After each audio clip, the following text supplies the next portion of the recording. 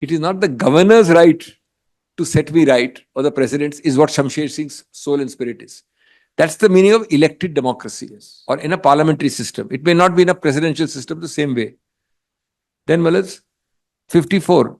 The provisions of the Constitution expressly require the governor to exercise his powers are contained in articles to illustrate. Now, Malas, one article is given on the third line. Come to the boldface. The other articles which speak of the discretion, there are typos here. Typos have not been seen. Paras, what is that section? S2 and 18.3 of the 6th schedule. Then articles so and so. The discretion conferred on the governor means that at the constitutional head or formal head, the power. This is one of the northeast. Those powers, your lordship has special powers there, Malas. Then Malas 55. Yes. This is the failure of constitutional machinery. In the context, Article 163, I don't know why, Malas, only the articles are wrongly typed.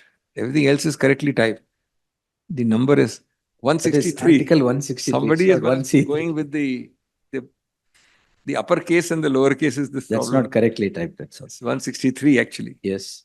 Multiple, all of them are like. 163.2 it should be. In this context, 163.2 is explicable on the decision of the governor in his discretion shall be final and the validity shall not be called in question.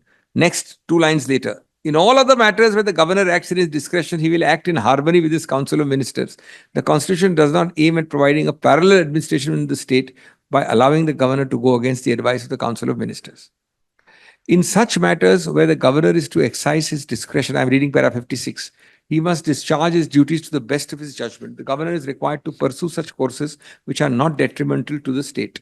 For the foregoing reasons, we hold that president or governor acts in the aid and advice of the council of ministers, with the prime minister at the head in the case of the union, chief minister at the head in the case of the state, in all matters which vest in the executive, whether those functions are executive or legislative in character.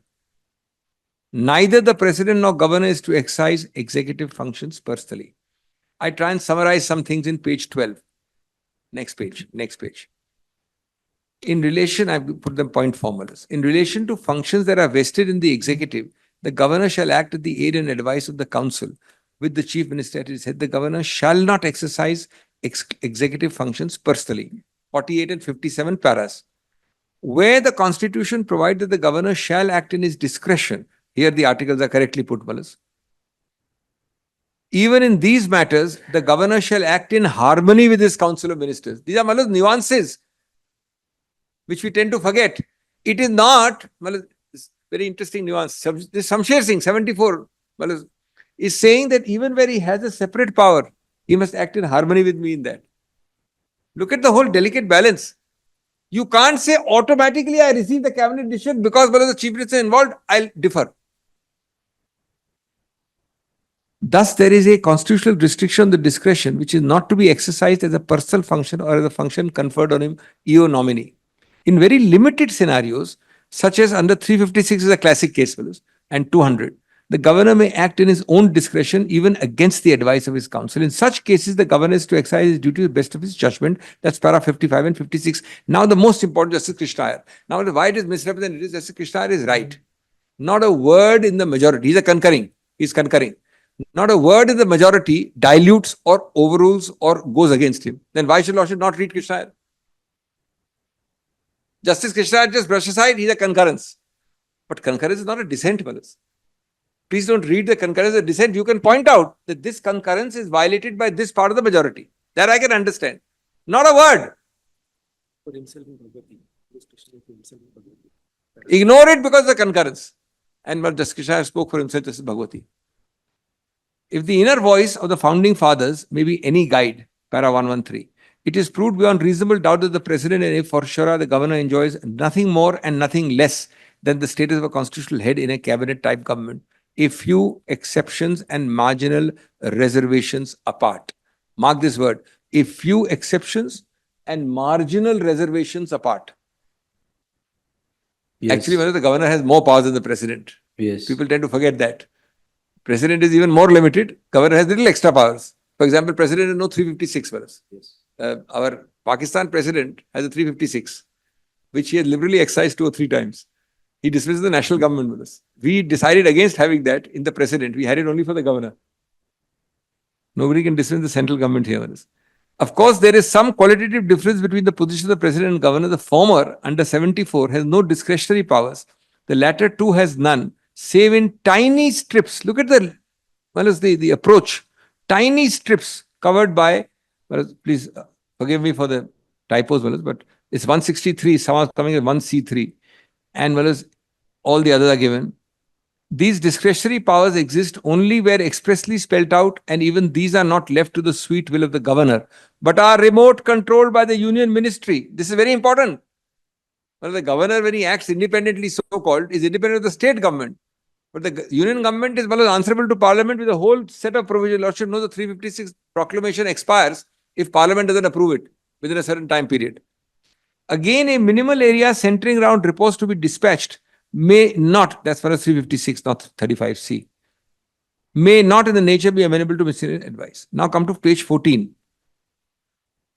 Even where express conferment of power of functions is written into the article, such business has to be disposed of decisively by the ministry, answerable to the legislature, and through it vicariously to the people, thus vindicating our democracy instead of surrendering it to a single summit soul. These are the simplest language which Justice Krishna may have used. He's erring on the side of oversimplicity. But a single summit soul has a rhythmic alliteration, which exactly describes the reason to avoid the governor or the president. That single summit soul is the governor or the president, whose deification is incompatible with the basics of our political architecture. Lest national elections become but Dead Sea fruits, legislative organs become labels full of sound and fury, signifying nothing, and the Council of Ministers put in a quandary, responsibility to the House of the People and submission to the personal decision of the head of state. A parliamentary-style republic like ours could not have conceptualized its self-liquidation by this process. On the contrary, democratic, etc. Sometimes I think that how times have changed. Today, even if you have a person like Krishna Iyer, he could never go onto the bench. Because we are into narrow confines. You can't be in public life, you can't be in law, you can't be on the bench. No, he was in public life. Actively, a minister. Yes, Forget active life. as a minister for 3 years. And then became a judge. Then became a judge of the Kerala. Which is why he never made it to the top, but he was a senior judge. But nobody could raise a finger. That is the spirit of the times. Nobody could even suggest this. And one of my most cherished memories is that as a young student, I wrote an article in the Illustrated Weekly. Oh, the then Illustrated Weekly, yes. A very famous magazine. About election law. I had been in some elections seeing something. Elections, law and reality. So I was juxtaposing. But Justice Krishna had retired by then in the 80s. Yes. Wrote a very nice note handwritten to me, saying I read the article. He knew my father, so he took the trouble of writing a note to me personally. And he read the whole thing and he wrote something which overwhelming to have him. Then 152. Long arguments on the terminological niceties of the various provisions divorced from the essentials of parliamentary.